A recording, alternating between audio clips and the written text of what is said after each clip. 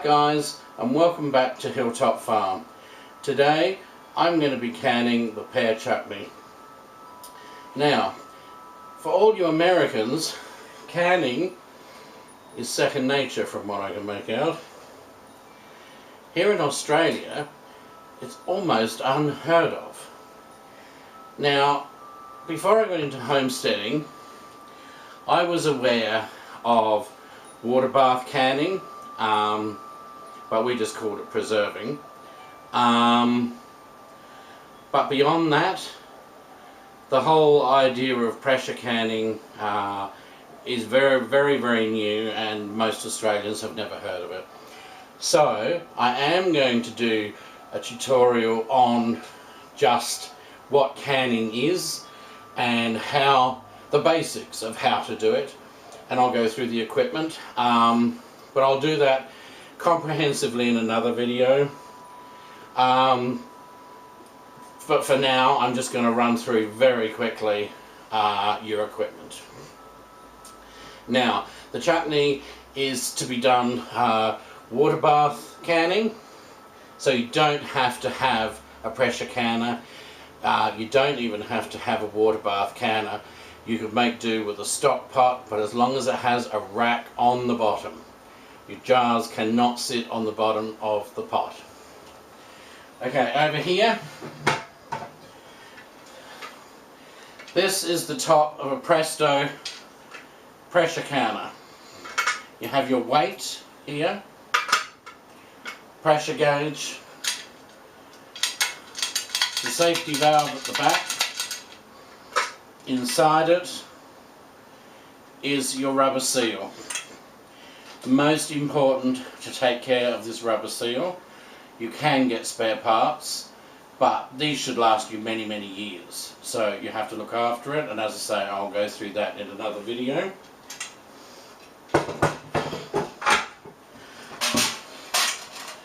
This is the canner itself with racks in the bottom. I get 2 racks whenever I buy a canner. They usually come with 1. I get 2 because if you're doing pint jars you can do a second layer, but you do need a rack in between. Okay, now back to the weight. The weight is adjustable, and it depends on your altitude as to what weight you put on the canner. So I also recommend you get yourself a blue book. It's called a blue ball canning book. As far as I know, they release a new one every year, and it's full of recipes, but in there it does tell you the basics about how to can, and talks about altitudes and the weights that you need to use. Okay? You will also need a special funnel for filling up your jars. You will need ball mason jars and ball mason lids. You will also need a grabbing tool to pick up your hot jars, magnetic tool to pick up your hot lids. This is used to get bubbles out of the jars. Won't be necessary with the chutney, but you do use it with other things. There is paper towel and vinegar, and I shall show you shortly how we use those and what they're used for. And a ladle. And I don't know if you can see, but you will need your chutney.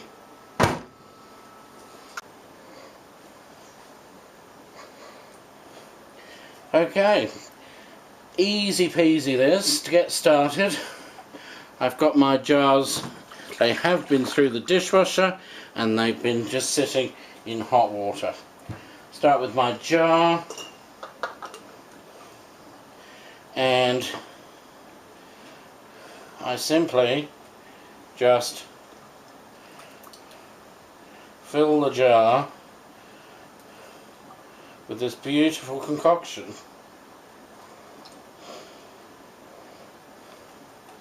Now, I want to leave about an inch of headspace And for those of you that aren't used to canning, headspace is the distance between the top of the contents and the top of the jar. Okay?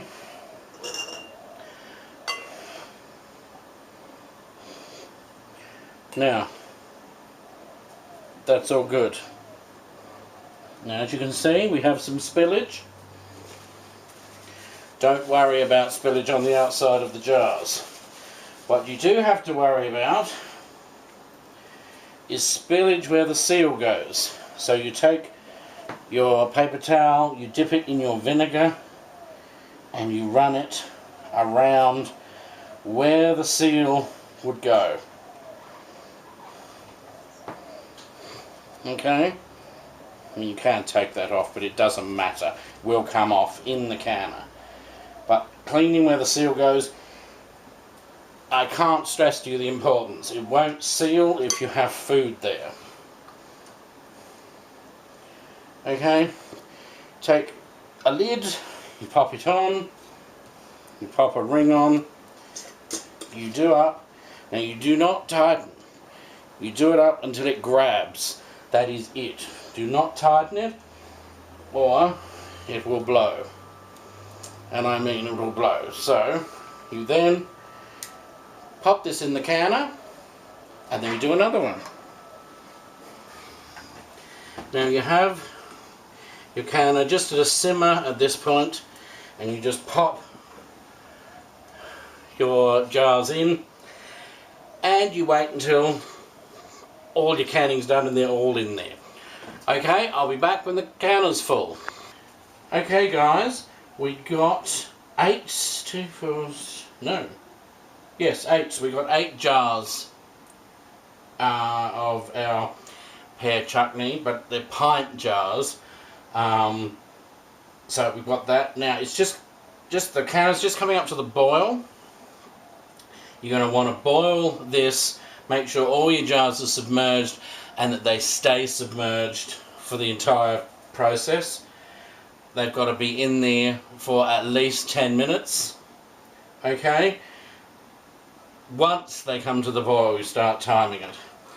Now, the vinegar I was using to clean the rims of the jars, we pop that in, give that a bit of a swirl, and what that does is that just stops the jars from becoming cloudy. They get cloudy on the outside. If you forget to do it, it's not a problem. It just means the jars won't look as attractive, or you'll have a bit of a job to clean them. But I always just throw in the vinegar that I've used to clean my seals, and then when you finish canning, they'll be beautiful. So, we'll be back in 10 minutes time, roughly. It's almost at a boil, so probably closer to 15 minutes we'll be back, and take them out the canner and we'll have a look, see what we've got. Okay, so we've done for 10 minutes. Now it's time for them to come out of there. Obviously, being very careful, put them on a towel or a tea towel. You can't put them straight onto something that's cold.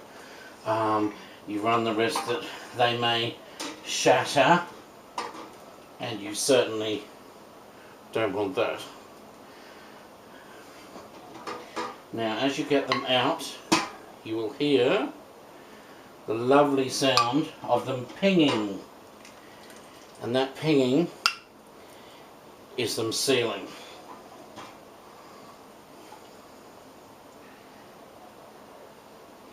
And I know Linda from Linda's Pantry gets most excited when they seal, and I can understand why. You know that you've done your job. Now these have to be left here until the morning, where they can thoroughly cool, and then tomorrow I will show you how to check the seals, make sure they're clean, and to mark them, and then they go into our long-term storage pantry for use. Although I will say this chutney is best if left for 3 months before you eat it. But you know, if you want to cheat and have a taste, well, that's fair enough. But 3 months' time, it'll be to die for. Okay, we'll be back in the morning. Okay, good morning. We are back. Now, we have to check to make sure that our jars have sealed. All you do is you remove the rings and you check. Okay? Now, what I do is I give them all a wash. There's inevitably going to be a certain amount of spillage on the jars, and that will attract ants into your pantry, which you do not want. So that's all you do. Then you do the next one and check your seal, and all good.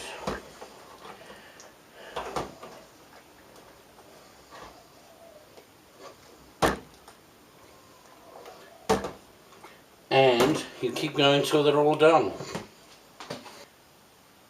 So there you have it. That's how you can chutney. Okay?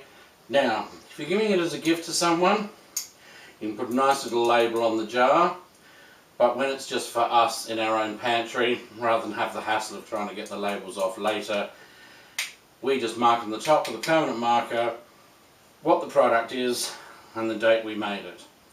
And although ball masons say they're good for 12 months, I'm quite happy as long as the seals stay intact. Up to 3 years this will stay in our pantry, and we've never had any problems. So there you go.